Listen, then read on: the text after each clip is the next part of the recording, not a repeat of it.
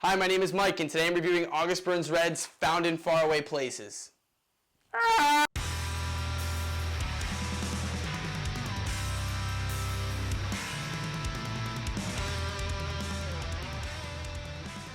August Burns Red is a prolific metalcore band who's had their fair share of very successful albums over the past 10 years.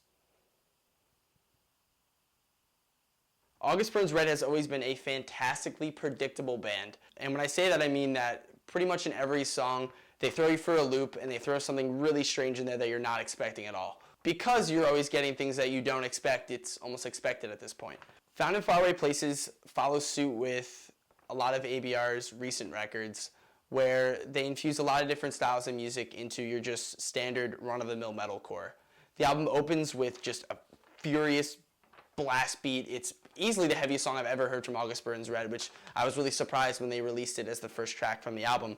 But the second song, Martyr, we hear a really nice atmospheric break that reminds me more of some newer metalcore bands like Silent Planet, maybe like newer Architects, that kind of style, which obviously works very well with metalcore. But then after that, the next song, Identity, it's just a very standard August Burns Red song, exactly what you'd expect to hear from the band, until you get to where the breakdown is, where we don't get your standard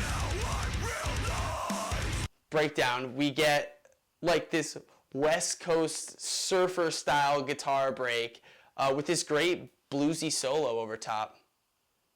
So yeah, Identity has this very nice West Coast surfer style break. It's awesome. It really changes up the song, and then we hear that nice bluesy solo over top of it, which isn't something that ABR does a lot. It's not typical metalcore guitar. And later on in the album, with the song Separating the Seas, we have the same structured song as Identity, but when we get to where the breakdown would be, we have this nice Renaissance style break where they incorporate like string instruments, a lot of woodwind instruments, and honestly, it reminds me of the intro to I Write Sins Not Tragedies by Panic at the Disco, and that's a good thing. That's a great thing. And then later on in the record, we hear the song Majoring in the Minors, same thing, super heavy all throughout, get to the break, and it's like Wild West style. Completely different from anything else we've heard on the record. It's the only section of the record that sounds like this, just like all the other breaks. They literally have percussion in the track that sounds like a horse galloping.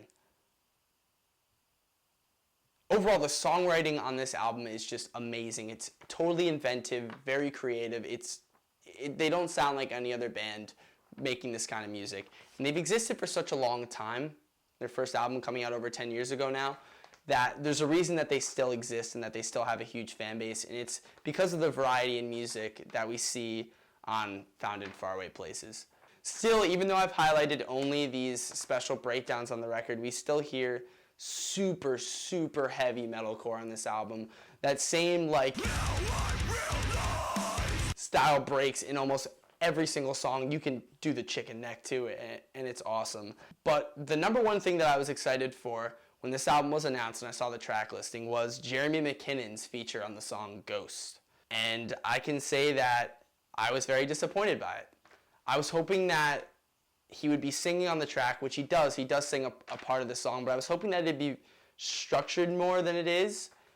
Jeremy kind of just sings in one little section of the song, and I'm not a huge fan of the melody. His voice is very overproduced. It sounds like something that A Day to Remember would have recorded like 8 years ago, and I'm not a huge fan of it. The song gets better when Jeremy starts singing alongside Jake Lurs.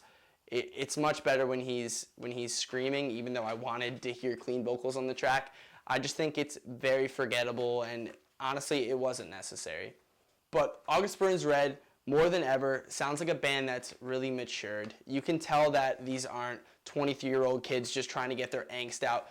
They're really trying to create good music, and there's a reason why they're still one of the most respected scene bands out there. They are veterans of the scene, and there's a reason why people keep showing up to August Burns Red shows.